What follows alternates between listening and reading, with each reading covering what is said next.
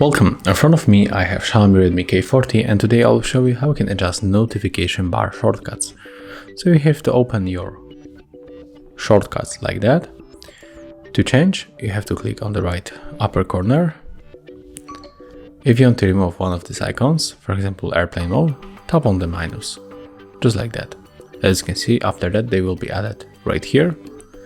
If you want to add additional icons, for example bedtime mode, tap on the plus, it's right here. If you want to change position of these icons, click, hold, and then drag it, just like that. If you want to save changes, click down on the right upper corner, and as you can see, there it is. If you found this video helpful, remember to leave a like, comment, and subscribe to our channel.